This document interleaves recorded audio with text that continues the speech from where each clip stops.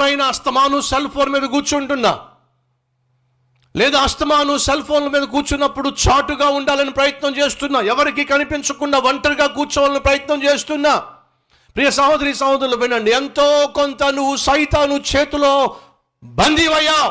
కాబట్టి నువ్వు ప్రైవేట్గా ఉండాలని ఆశపడుతున్నావు, ఒంటరిగా ఉండాలని ఆశపడుతున్నావు, రహస్యంగా ఉండాలని ఆశపడుతున్నావు, చాటును కోరుకుంటున్నావు. కారణం అపవిత్రత. అది ఎటువంటి అపవిత్రత అయినా సరే జాగ్రత్త. అటువంటి జీవితాన్ని గతంలో నువ్వు ఈ సంవత్సరం అంతా జీవించినట్లయితే విడిచిపెట్టు. కొలస్సీ సంఘానికి పౌలు వార్నింగ్ ఇచ్చాడు, ఎఫ్ఎస్సి సంఘానికి పౌలు వార్నింగ్ ఇచ్చాడు, ఇప్పుడు కొరింథీ సంఘానికి పౌలు వార్నింగ్ ఇస్తున్నాడు. జారత్వము, జారులో, పరలోకానికి పోరు, వ్యభిచారులో, భర్త ఉన్నప్పటికీ భార్య ఉన్నప్పటికీ పరాయి స్త్రీ వ్యామోహం, పరాయి స్త్రీతో సాంగత్యం. బైబిల్ సెలవిస్తుంది పరలోకానికి వెళ్ళరు. భర్తను పక్కన పెట్టేసి, భార్యను పక్కన పెట్టేసి, కుటుంబ బంధాన్ని పనంగా పెట్టేసి పాపిష్టి పనులు చేయడానికి పరుగులు తీసేవాళ్ళు పాతాళానికి పోతారు అని బైబిల్ సెలవిస్తుంది. 2, 3 ఆడంగితనము గలవారు పురుష సంయోగులైనను. మీరు కారులో వెళ్తున్నప్పుడు ఎక్కడైనా కాస్త నిర్మానుష్యంగా కనిపిస్తూ ఉంటే, ఈరోజు ఎక్కడ చూసినా హోమోసెక్షువాలిటీ, ఎక్కడ చూసినా సరే పురుషులు పురుషులతో పాపం చేయడానికి, స్త్రీలు స్త్రీలతో పాపం చేయడానికి తెగిస్తున్నారే, బరి తెగించి జీవిస్తున్నారే. ఈరోజు మన మధ్య ఎవరైనా ఉన్నారా? ఓ సహోదరుడు వచ్చి నాతో మాట్లాడుతున్నా, నా కోసం ప్రార్థన చేయండి, నేను భయంకరమైన పాపంలో కూరుకుపోయి ఉన్నాను, ఎవరికి చెప్పుకోలేని పాపంలో అల్లాడిపోతున్నాను అని అంటూ అతను అంటున్నాడు, నేను పురుష సంయోగిని, పురుషులతో సంయోగం చేస్తూ ఉంటాను, బహు భయంకరమైన పాపంలో కూరుకుపోయాను. అతని వయసు 22 లేక 24 సంవత్సరాలు ఉంటాయి. అడిగాను, అప్పటి నుంచి నీకు ఈ మాయరోగం? ఏం చెప్పాడో తెలుసా? 12 సంవత్సరాల వయసులో నుండి, 12 సంవత్సరాల వయసు అప్పటి నుండి కూడా ఈ పురుష సంయోగానికి నేను అలవాటు పడిపోయాను. ఎందుకు దాపరించింది నీకు? స్నేహితులు అలవాటు చేశారు. ఎక్కడ? హాస్టల్లో ఉన్నప్పుడు. ఉన్నారా మన మధ్య ఈరోజు? అయితే వినో, పరలోకానికి వెళ్ళాలని, ప్రభు నన్ను చేర్చుకోవాలని చేయి చూపించిన సహోదరుడా సహోదరి, ఇటువంటి పాపిష్టి జీవితం నీలో ఉన్నట్లయితే ఈ పాపిష్టి జీవితాన్ని నూతన సంవత్సరంలోనికి తీసుకొని వెళ్ళదు. అది నీకు ప్రమాదం, అది నీకు అపాయం. జారత్వంతో వెళ్ళొద్దు, వ్యభిచారంతో వెళ్ళొద్దు, పురుష సంయోగంతో వెళ్ళొద్దు. పురుష సంయోగులైనను దొంగలైనను ఉన్నారా మన మధ్య దొంగలు? నీది కానిది, నువ్వు కష్టపడి సంపాదించనిది నువ్వు అనుభవించాలి అని ప్రయత్నం చేస్తున్నట్లయితే వినో, దొంగతనము, దొంగ బుద్ధి నీలో ఉందే. అది 10 రూపాయలు దొంగతనం కావచ్చు, 100 రూపాయలు కావచ్చు, 1000 రూపాయలు కావచ్చు. దొంగతనం దొంగతనమే.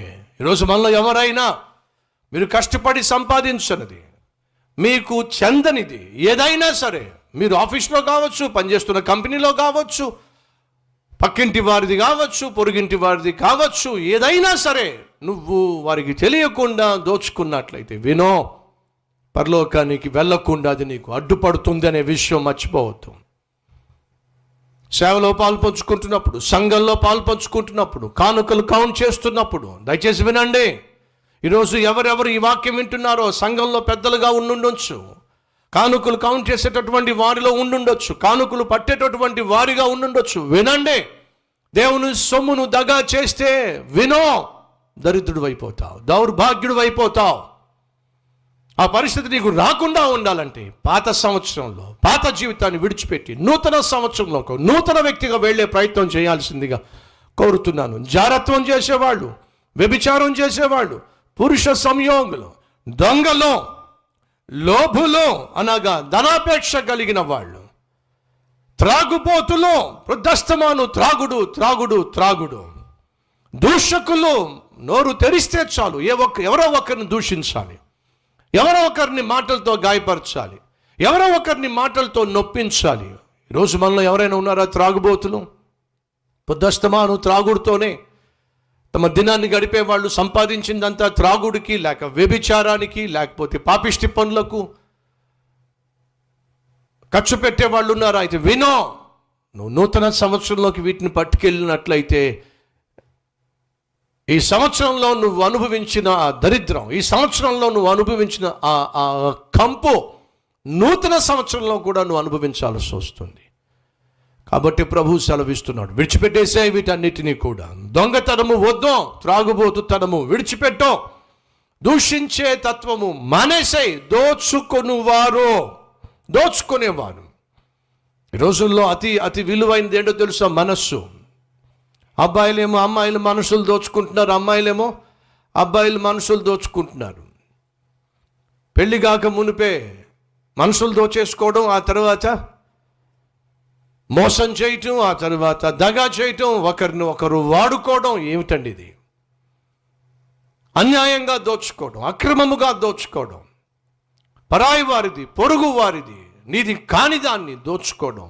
అది నిన్ను పాతాళానికి తీసుకెళ్తుంది, పరలోకానికి దూరం చేస్తుంది. కాబట్టి దేనిని కూడా నువ్వు దోచుకునేవాడిగా ఉండొద్దని దేవుడు చెప్తూ, వీరెవ్వరూ కూడా ఇప్పుడు దాకా మనం చూసిన ఈ లిస్టులో ఉన్న వాళ్ళు ఎవ్వరూ కూడా దేవుని రాజ్యమునకు వారసులు కానేరరు. ఎవరు వాళ్ళు? మరొక్కసారి చదువుతున్నాను. జారులైనను, విగ్రహారాధికులైనను, వ్యభిచారులైనను, ఆడంగితనము గలవారైనను, పురుష సంయోగులైనను, దొంగలైనను, లోబులైనను, త్రాగుబోతులైనను, దూషకులైనను, దోచుకొని వారైనను దేవుని రాజ్యమునకు వారసులు కారో. తీసుకెళ్లకుండా ఉందాం. ఈ నూతన సంవత్సరంలోనికి పాత జీవితాన్ని మనతో పాటు తీసుకుని వెళ్లకుండా ఉందాం. పాడు చేసే వాటిని మనం విడిచిపెట్టేద్దాం. ఆ డ్రైవరు ఎప్పుడు చూసినా తన సాక్సులు కంపు కొడతా ఉంటాయి. ఆ యజమాని కారులో కూర్చున్న వెంటనే ఆ కారంతా కంపు. ఏమిట్రా కారంతా కంపు వస్తుంది, కాస్త నీట్గా పెట్టుకోవచ్చు కదా అంటే, లేదు సార్ నేను చాలా చక్కగా కారు మొత్తం క్లీన్గా నీట్గా పెట్టుకున్నాను సార్, చూడండి ఎక్కడా దుమ్ము లేదు, బయట క్లీన్ చేశాను, సీట్లన్నీ క్లీన్ చేశాను, కిందంతా క్లీన్ చేశాను, మొత్తం ఎప్పటికప్పుడు మీరు చాలా శుభ్రతను ప్రేమిస్తారు కాబట్టి చాలా నీట్గా ఉంచానండి అని అంటూ ఉంటే, మరి ఏమిట్రా ఈ కంపు, అదే నాకు అర్థం కావట్లేదండి అని చెప్పి సమర్థించుకుంటూ ఉండేవాడు. ఆ కంపులోనే పాపం ఆ యజమాని కారులో ప్రయాణం చేస్తూ ఉండేవాడు. ప్రయాణం చేయగా యజమానికి అర్థమైంది, ఒరే నేను ఒక ప్రశ్నరా, ఏంటయ్య గారు ఇంతకీ నువ్వు సాక్సులు వేసుకున్నావా? వేసుకున్నానండి. ఎప్పటి నుంచి వేసుకున్నావు? 1 month నుంచి వేసుకున్నానండి. అర్థమైందిరా, ఈ కంపు కారణం కారు కాదురా, మరి ఏంటండి నీ కాళ్ళురా, నీ కాలుకున్న సాక్సురా. ఆ తర్వాత నిజంగానే వాడు సాక్స్ చూస్తే అయ్యో కంపండి. ఆ పట్టణం వెళ్ళిన తర్వాత పాపం ఆ యజమాని తన పనులు చూసుకున్న తర్వాత వస్తూ ఒక షాప్లో ఆగి కొత్త సాక్సులు కొని వచ్చి రాగానే డ్రైవర్ని పిలిచి, ఒరేయ్ ఈ సాక్స్ వేసుకోరా అని చెప్పి పాపం కొత్త సాక్సులు కొనిపెట్టాడండి.